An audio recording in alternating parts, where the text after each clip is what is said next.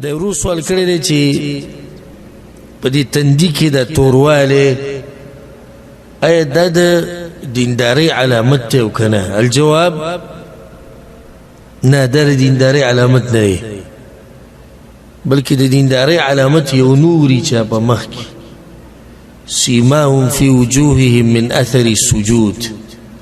صحابه کرام مبارک الله وجه دوی په مخونو کې یو نښه ده د سجدو د لاسه. نښې نه مراد دغه تور تاپ نه دی، نښې نه مراد نور دی، مفسرین وایي رڼا ده.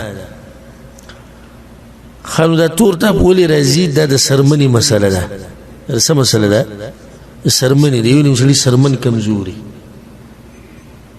او یو نیم سړی سخت منځونه کوي، تهجد ګزاري، هر څه کوي، خو دا دغ پې نه راځي. او بعض خو داسې دي چې د صوفیه غونته کې چې دوی په زور د تندي په دې ځمکو پورې راکاږي، بې د خلک صفت سم دیندار سجل وي تندي ته دیونه نه کېږي. دا د دیندارۍ علامت ته چې تندي کې تور داغ ده. که دینداري دغه یو اسانه موږ هم شروع کړو نن، نو په دوی د تندي درانه شوي دي د بعضو باندې منافقت ته لاس.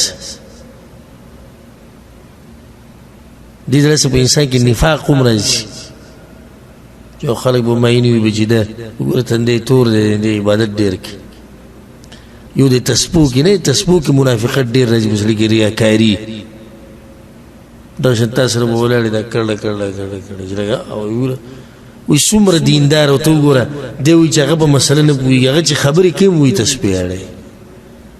دا د دیندارۍ علامت شو.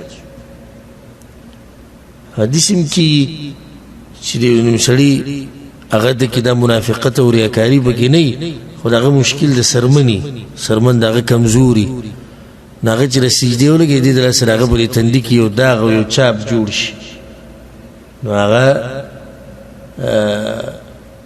دې غواړي نه.